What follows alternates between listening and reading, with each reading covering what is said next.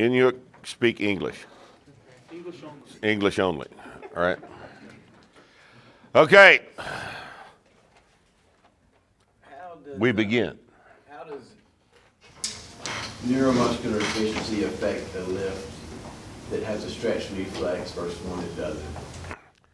Well, a person who is extremely efficient, someone with a big standing vertical jump, is better at recruiting motor units than somebody who is not. This means that he is going to have more profound stretch reflex efficiency. His recruitment as a result of performing a stretch reflex will be better than ours. And as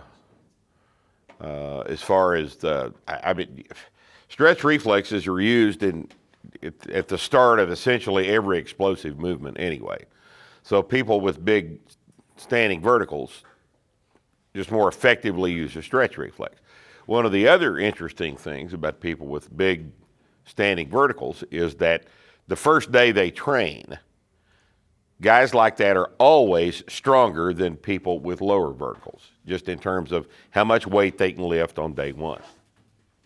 They start off stronger because they're using more of their muscle mass.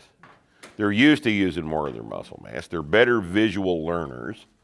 They're better technically at first, in addition to the fact that they have a big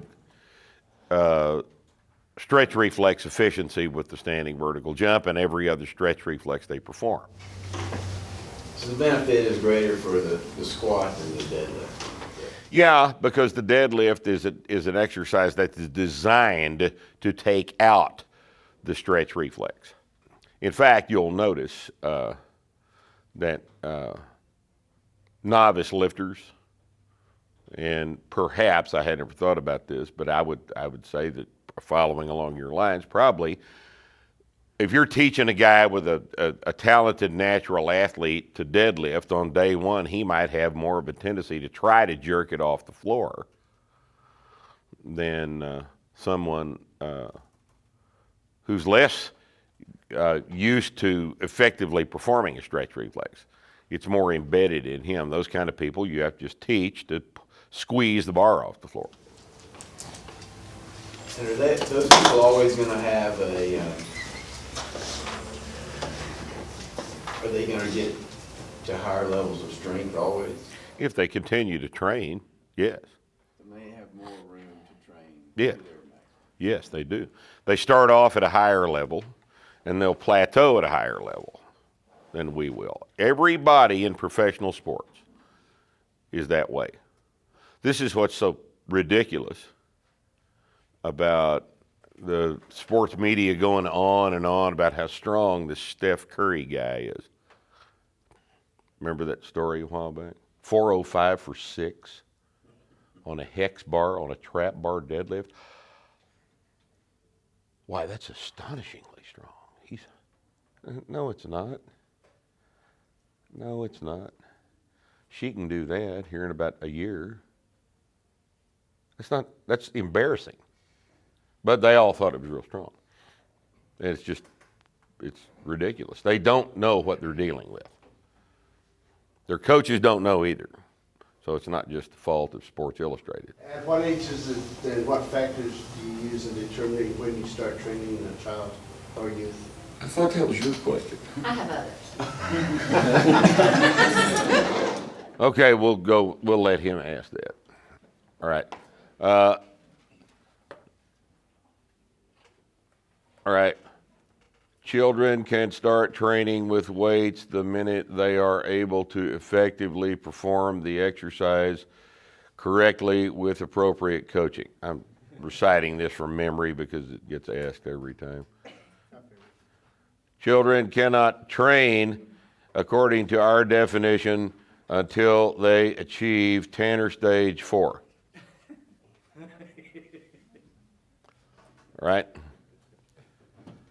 Does anybody want to discuss that further? You sure? You understand why can't they train until they get to Tanner stage 4?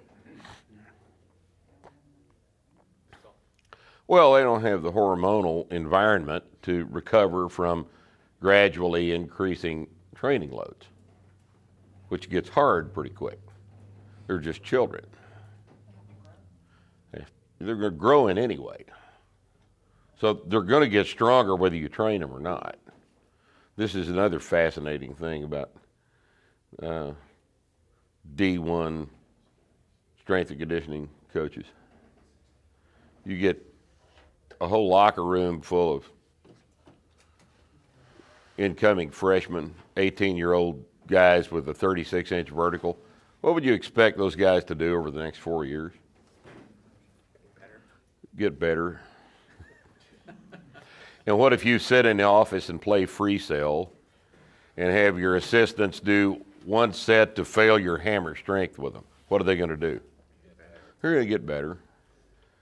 What does it look like your program did? Made them better. What actually happened? They grew.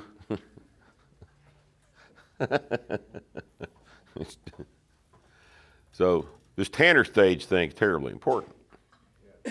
Now, the most important thing about training kids is what I found over the years is that children are impatient and they are amazingly inattentive to their eccentric descent on the exercises that require lowering themselves into the bottom.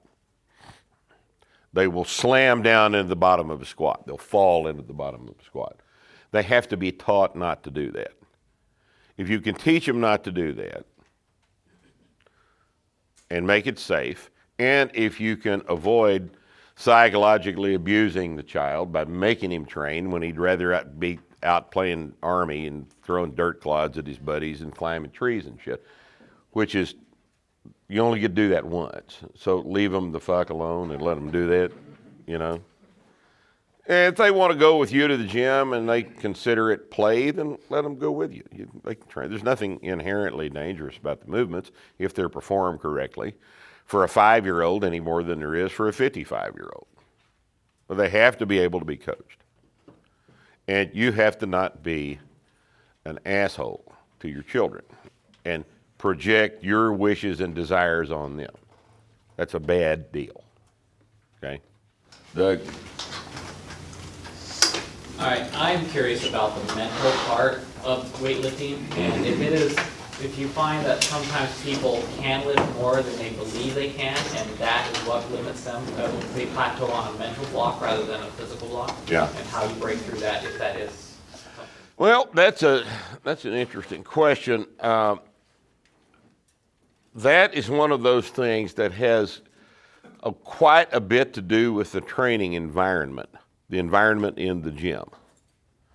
In fact, Tommy Suggs wrote an article on our website that specifically deals with that, and I think he calls that the X factor. But it is a widely observed phenomenon that if everybody in your gym is squatting 700 as opposed to 405, then pretty soon you're going to have a 700-pound squat just because that's what you're going to do. So yeah, it has quite a bit to do with it. If you're training by yourself, you can see the problems.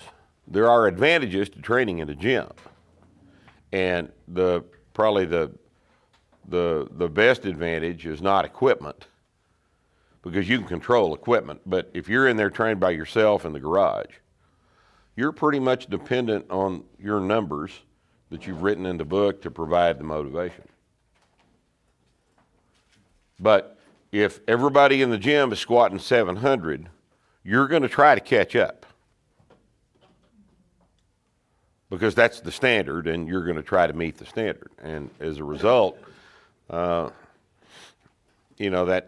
psychological factor is greatly influenced by the herd you're training with.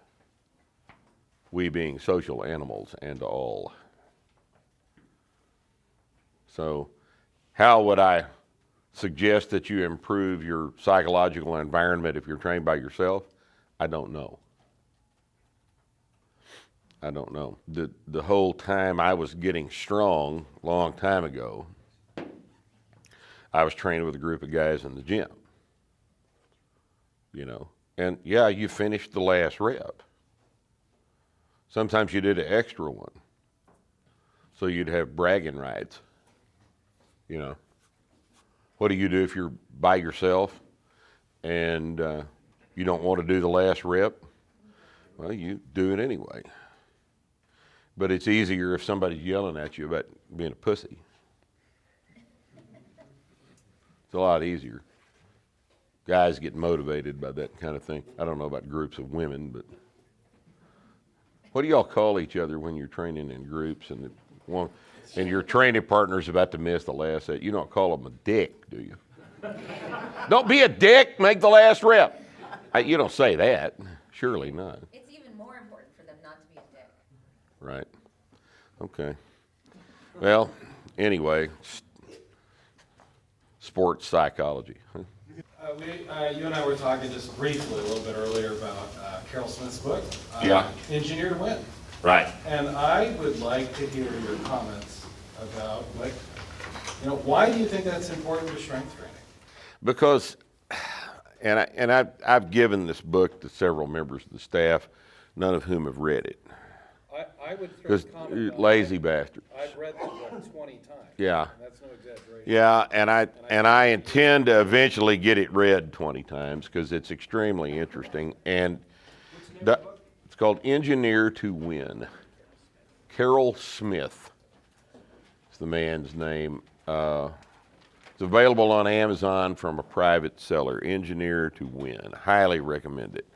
Now, it's a book about metallurgy and the things that are made out of metal and all of the engineering considerations that go into thinking about how to make things out of metal. And I think the important thing about that book, and the reason I gave it to the staff, I wanted them to read it because I think it is a very interesting way to teach about details. It's about the details of things. When a bolt is screwed into a tapped hole, what actually occurs? What occurs as the bolt is tightened? What happens as the bolt is after tightening stops? What occurs over time between the threads of the bolt and the threads of the hole? All these little tiny details. Do the materials make any difference? Materials that the bolt or the hole are made out of. Does any other action on the shaft of that bolt make any difference to the lifespan of the bolt, lifespan of the hole? All these tiny little details. Mr. Smith walks you through and helps you think about it. And if you start learning to think that way about what you do, then you'll be better at what you do, whether it's designing a race car and all little tiny fine processes that are involved in designing a race car, or designing a training program. So yeah, it's a hell of a book. I'm glad. And I'll tell you who told me to buy that book was a guy named Barry Vinson. Barry's been reading the website for a long time. Thanks, Barry. Appreciate it very much. Got about halfway through it. Still working my way through it. And Barry owns several manufacturing facilities. He's primarily involved in oil field manufacturing, but he thought that I should read that. And he was right. I think everybody ought to read that. It's an excellent lesson in how to take science and apply it to technology. I think one of the interesting things I learned over the weekend was how similar your business is to mine. We just, you grab a problem, and you solve that problem, and you move on. You Right. grab it, and you try One to throw step the at a time. one step at a time, throw the variables out. And try not to ignore any of the steps. Try not to ignore the fact that there may be steps that you don't know are there. And you can't get something for nothing. No. There ain't no such thing as a free lunch. Absolutely true. MJ? What I wanted to know is when you're going to have the next starting strength seminar in or around Toronto. I don't intend to go to Canada to do a seminar personally. Now, they can go whenever they want to. I'm not going. So, I don't know. We'll talk to Tom about it. He doesn't seem to mind going up there, but I'm not going to Toronto. Not going to Toronto. I don't mind Canada, but I'm not going through Canadian customs again. Fuck those people. Fuck those. See, I've got somebody else in agreement back here, right? That's ridiculous. I don't know what the hell they think they're doing, but they're just there to fuck you up. That's all they're. You know, you can say all you want about U.S. Customs, but Canadian Customs is an amazing bunch of 30-year-old women who have just graduated from cunt school. I am not making this up. How many of you guys have been through Canadian Customs and know exactly what I'm talking about, right? Jesus Christ. You guys need to get a hold of that. You need to get that under control because that is ridiculous.